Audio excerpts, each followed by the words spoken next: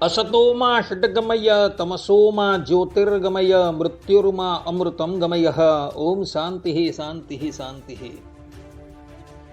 अस्मद्गुरु समारंभां नाथयामुन मध्यमां लक्ष्मी वल्लभ पर्यंतां वंदे गुरु परंपरा। Audio book લેજેન્ડમાં આપ સૌનું સ્વાગત છે. હું રાકેશ શાસ્ત્રી આજે તમારી સન્મુખ ભગવાનનું મંદિર બંધાવડાવી એમાં મૂર્તિ પ્રતિષ્ઠા કરવાનું ફલ, મૂર્તિ કઈ દિશા તરફ પધરાવવી તથા દક્ષિણ મુખ તરફ ઠાકોરજીની મૂર્તિ પ્રતિષ્ઠા કરનાર બ્રાહ્મણ અને યજમાનની દુર્ગતિ આ ઓડિયો બુક લઈને ઉપસ્થિત થયો છું. બધા જ શ્રોતાગણો ધ્યાનપૂર્વક આ ઓડિયો બુકને શ્રવણ કરે અને એને આત્મસાત કરી દે. તો સ્કંદ પુરાણમાં કાર્તિક સ્વામી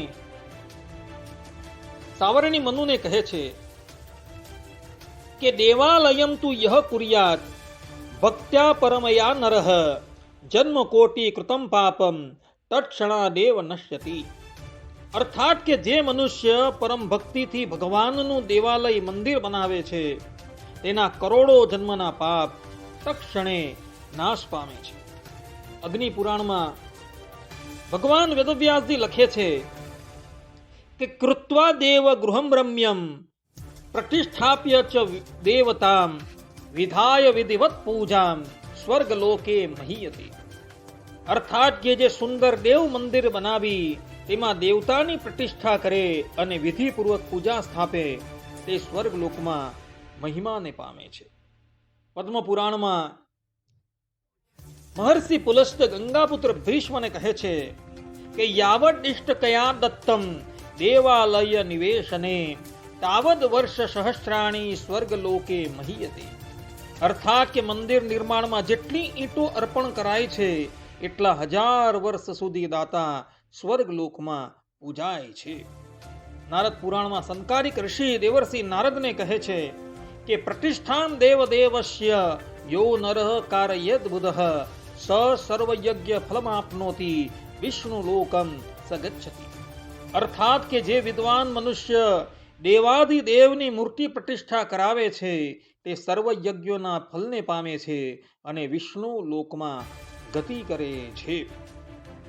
બ્રહ્મ પુરાણમાં ભગવાન વેદવ્યાસજી લખે છે કે અશ્વમેધ સહસ્રસ્ય વાજપેય શતસ્ય ચ ફલમ પ્રાપ્નોતિ ધર્માત્મા પ્રતિષ્ઠામ યહ કરિષ્યતિ. અર્થાત કે જે ધર્માત્મા ભગવાનની મૂર્તિની પ્રતિષ્ઠા કરાવે છે તે 1000 અશ્વમેધ અને 100 વાજપેય યજ્ઞ જેટલું ફલ પ્રાપ્ત કરે છે. આ પ્રમાણે ભક્તો શાસ્ત્રોની અંદર મંદિર બંધાવડાવી એમાં મૂર્તિ પ્રતિષ્ઠા કરાવવાનું ફલ ભગવાન વેદ વ્યાસ ઇત્યાદિ ઋષિ મુનિઓએ કહેલું જોવા મળે છે. હવે એ મંદિર બંધાવડાવી ઠાકોરજીની મૂર્તિ કઈ દિશા તરફ પધરાવડાવવી, અર્થાત કે ઠાકોરજીનું મુખારવિંદર કઈ દિશા તરફ હોવું જોઈએ એનો પણ નિર્ણય શાસ્ત્રોકારોએ કરેલો જોવા મળે છે. જેમ કે મત્સ્ય પુરાણમાં ભગવાન મત્સ્ય વૈવસ્વત મનુને કહે છે કે પૂર્વાભિમુખ દેવસ્ય પ્રતિષ્ઠા શુભદા સ્મૃતા દર્શનેન ભવેત પુણ્યમ સર્વ પાપ પ્રણાશનમ. અર્થાત કે પૂર્વ દિશા તરફ મુખ રાખીને દેવની પ્રતિષ્ઠા કરવી શુભ માનવામાં આવી છે અને એવા દેવના દર્શનથી પુણ્ય મળે છે અને પાપોનો નાશ થાય છે. જે દેવનું મુખાર વિંદર પૂર્વ તરફ હોય એ દેવના દર્શન કરવાથી પણ મનુષ્યને પુણ્ય મળે છે અને પાપનો નાશ થઈ જાય છે. અગ્નિ પુરાણમાં ભગવાન વેદવ્યાસજી કહે છે કે પશ્ચિમાભિમુખમ દેવમ પૂર્વતો ભક્ત દર્શનમ આયુર્ધન્ય સુખપ્રદમ સ્યાત.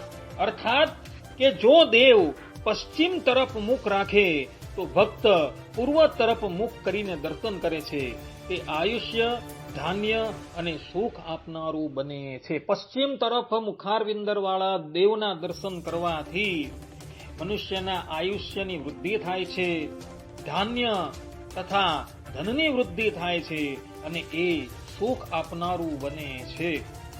વિષ્ણુ ધર્મોત્તર પુરાણમાં માર્કંડેય ઋષિ કહે છે કે ઉત્તરાભિમુખો દેવો ધન ધાન્ય વિવર્ધન કુબેર સન્નિધૌ તુલ્યમ ફલદઃ પરિકીર્તિતઃ. અર્થાત કે ઉત્તરમુખ દેવ ધન અને ધાન્યની વૃદ્ધિ કરનાર કહેવાય છે.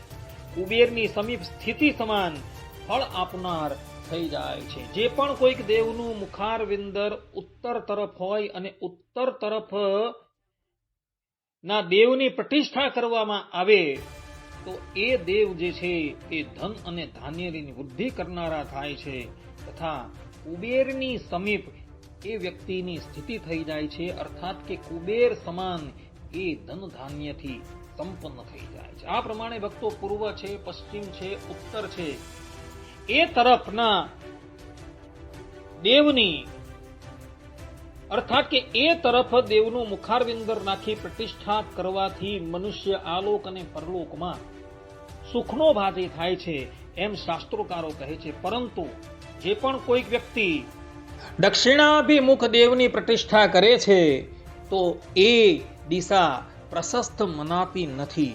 જેમ કે શિલ્પરત્ન ગ્રંથની અંદર કહેલું છે કે દક્ષિણાભિમુખી મૂર્તેર નિત્યમ નૈવ પ્રશસ્યતે યમ દિક પ્રતિસંબંધાદ ભય દુઃખ પ્રદા સ્મૃતા. અર્થાત કે દક્ષિણમુખ મૂર્તિ સામાન્ય રીતે પ્રશંસનીય માનવામાં આવતી નથી, કારણ કે દક્ષિણ દિશા યમની દિશા હોવાથી ભય અને દુઃખદાયક માનવામાં આવી છે.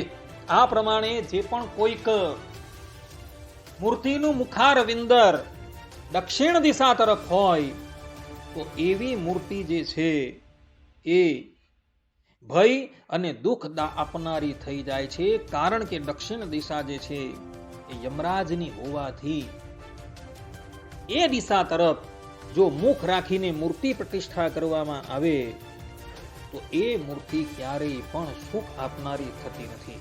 શાસ્ત્રોમાં તો ત્યાં સુધીના વચનો જોવા મળે છે કે જે પણ કોઈ યજમાન કે બ્રાહ્મણ આ દક્ષિણાભિમુખ વાળી મૂર્તિની પ્રતિષ્ઠા કરે કે કરાવડાવે તો એ બધા જ લોકોની દુર્ગતિ થાય છે.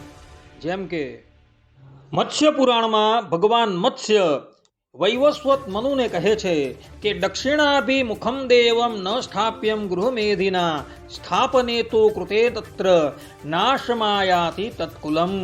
અર્થાત કે ગ્રહસ્થએ દક્ષિણમુખી દેવ ક્યારેય પણ સ્થાપવા જોઈએ નહીં. જો સ્થાપે તો તે તેના કુળનો નાશ કરનાર થાય છે. અગ્નિ પુરાણમાં ભગવાન વેદવ્યાસજી કહે છે કે દક્ષિણા યમદિક પ્રોક્તા તત્ર દેવો ન પૂજ્યતે પૂજિતે દુઃખમ આપનોતિ યજમાન સહ બાંધવૈ.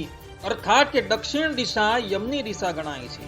ત્યાં દેવ પૂજા કરવાથી યજમાન તથા તેના સગાઓને દુઃખની પ્રાપ્તિ થાય છે. સ્કંદ પુરાણમાં કાર્તિક સ્વામી સાવરણી મનુને કહે છે કે દક્ષિણાસ્તે સ્થિતો દેવ રોગ દુઃખ પ્રદો ભવેત ધન ધાન્ય સુતક્ષયમ કુર્યાત સ્થાપકનાશનમ.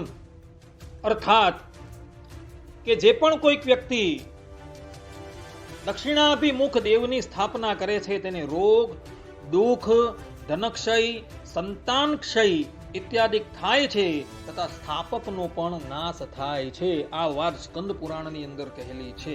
વિષ્ણુ ધર્મોત્તર પુરાણમાં માર્કંડેય ઋષિ કહે છે કે પૂર્વાભિમુખ મિત્યુક્તમ સર્વ સિદ્ધિ પ્રદાયકમ દક્ષિણાભિમુખમ દેવમ અશુભમ પરિકીર્તિતમ. અર્થાત કે પૂર્વમુખી દેવ સર્વ સિદ્ધિદાયક છે, જ્યારે દક્ષિણમુખી દેવ અશુભ કહેવાય છે. આ પ્રમાણે માર્કંડેય ઋષિ વિષ્ણુ ધર્મોત્તર પુરાણની અંદર આ વાત કહી રહ્યા છે. આગમોની અંદર પણ સ્પષ્ટ રૂપે એવા વચનો જોવા મળે છે કે ક્યારેય પણ દક્ષિણાભિમુખે દેવની પ્રતિષ્ઠા કરવી નહીં. જેમ કે કામિકા આગમની અંદર કહેલું છે ન સ્થાપ્યા દક્ષિણાસ્યા તુ શાંત દેવસ્ય મૂર્તયઃ ઉગ્રાણામ તુ વિશેષેણ કાર્યમ શત્રુ નિવર્હણમ. અર્થાત કે શાંત સ્વરૂપ દેવોની દક્ષિણમુખી મૂર્તિ ક્યારેય પણ સ્થાપવી જોઈએ નહીં, પરંતુ ઉગ્ર દેવો માટે અપવાદ રૂપે કહી શકાય છે. જે અતિશય ઉગ્ર દેવ છે તે લોકોની જ મૂર્તિ દક્ષિણ મુખારવિંદે સ્થાપવાની છે, પરંતુ જે શાંત દેવ છે એની મૂર્તિ ક્યારેય પણ દક્ષિણાભિમુખે સ્થાપવાની નથી, એવું અહીં આગમની અંદર કહ્યું છે. સુપ્રભેદાગમની અંદર પણ કહેલું છે કે દક્ષિણાભિમુખે દેવે પૂજા હોમાદિકમ કૃતમ નિષ્ફલમ તદ ભવેત સર્વમ પિતૃ કાર્ય સમમ સ્મૃતમ. અર્થાત કે દક્ષિણમુખી દેવમાં કરેલી પૂજા હોમાદિક પિતૃકર્મ એ બધું જ નિષ્ફળ બની જાય છે. આ પ્રમાણે અહીં પણ સ્પષ્ટ રૂપે એવા વચનો જોવા મળે છે કે માનવે ક્યારેય પણ દક્ષિણ મુખવાળી મૂર્તિની સ્થાપના કરવી જોઈએ નહીં, અન્યથા એ જે પણ કંઈક પૂજા છે, હોમ છે, પિતૃકર્મ છે એ કરે તો એ બધું નિષ્ફળ થઈ જાય છે. નારદ પુરાણમાં તો ત્યાં લગીને કહેલું છે કે યહ સ્થાપયતિ મૂર્તિમ તુ દક્ષિણાભી મુખિમ દ્વિજઃ સ યાતિ નરકમ ઘોરમ દત્વા સર્વસ્વમાત્મનઃ. અર્થાત કે જે બ્રાહ્મણ દક્ષિણમુખી મૂર્તિ સ્થાપના કરાવે છે તે ઘોર નરકમાં જાય છે, ભલે તેણે સર્વદાન કેમ ન કર્યું હોય. એ બ્રાહ્મણ હોય અને એ પણ જો દક્ષિણાભિમુખની મૂર્તિ પ્રતિષ્ઠા કરાવે તો યજમાન તો અધોગતિને પામવાનો જ છે, પરંતુ સાથે સાથે એ મૂર્તિ પ્રતિષ્ઠા કરાવનાર બ્રાહ્મણ અને મૂર્તિ પ્રતિષ્ઠા કરનાર બ્રાહ્મણ એ બધા જ લોકો અધોગતિને પ્રાપ્ત થશે, એવું નારદ પુરાણની અંદર કહેલું છે. પરંતુ શાસ્ત્રોની અંદર કેટલાક અપવાદ પણ આપેલા છે. જેમ કે આગમની અંદર કહેલું છે કે નૃસિંહો ભૈરવશ્ચૈવ હનુમાંશ વિશેષતઃ દક્ષિણાસ્યા ભવત્યેતે શત્રુનાશ કરાહ સદા. અર્થાત કે નરસિંહ ભગવાન, ભૈરવ અને હનુમાન દક્ષિણમુખી હોય તો તે શત્રુનો નાશ કરનાર બને છે. આ ઉગ્ર સ્વરૂપો છે, અને ઉગ્ર સ્વરૂપ હોય એ દક્ષિણાભિમુખ જો રાખવામાં આવે તો એ ફલદાયક બને છે અને શત્રુઓનો નાશ કરનારા થાય છે. નરસિંહ ભગવાન છે, ભૈરવ છે, હનુમાન છે, એ ઉગ્ર સ્વરૂપ છે, એટલે માટે એ લોકોની પ્રતિષ્ઠા દક્ષિણાભિમુખે થઈ શકે છે. ને આપણા સ્વામિનારાયણ મંદિરોમાં તમે જોજો હનુમાનજી મહારાજનું મુખ જે છે ને એ દક્ષિણ મુખ તરફ જ હશે.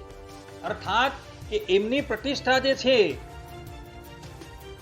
એ દક્ષિણાભિમુખે જ કરવામાં આવે છે. કોઈ પણ સ્વામિનારાયણ મંદિરમાં તમે જઈને જોજો તો હનુમાનજી મહારાજની પ્રતિષ્ઠા જે છે એ દક્ષિણ મુખે જ હશે. કદાચ કોઈક મંદિરમાં પૂર્વાભિમુખ હોય તો પણ કઈ વાંધો નથી, પરંતુ જાજા સ્થાનોની અંદર હનુમાનજી મહારાજનું સ્વરૂપ જે છે એ દક્ષિણ મુખારવિંદરે જ જોવા મળશે. તો જે લોકો દક્ષિણાભિમુખ મૂર્તિની પ્રતિષ્ઠા કરે છે એ યજમાન છે, બ્રાહ્મણ છે, અને મૂર્તિ પ્રતિષ્ઠા કરનાર છે, એ બધા જ લોકો અધોગતિને પ્રાપ્ત થાય છે. યજમાન પણ આલોક અને પરલોકમાં કષ્ટનો ભાજી થાય છે. જે પણ કોઈક ભક્ત એ મૂર્તિનું સેવન કરે છે, એની પૂજા કરે છે, એ બધા જ લોકો કષ્ટના ભાજી થાય છે. માટે ભક્તો ક્યારે પણ આવું ગાન પણ કરતા નહીં, અન્યથા દુઃખ ભોગવવા માટે તૈયાર રહેજો. આટલું કહીને આ ઓડિયો બુકને હું અહીં વિરામ આપું છું. વધુ કહેવાય ગયું તો ક્ષમા કરજો. સર્વે સંતુ નિરામયઃ, સર્વે સુખીનો ભવંતુ, સર્વે ભદ્રાણિ પશ્યન્તુ, મા કશ્ચિત દુઃખ ભાગ ભવેત. અસ્તો. જય સ્વામિનારાયણ.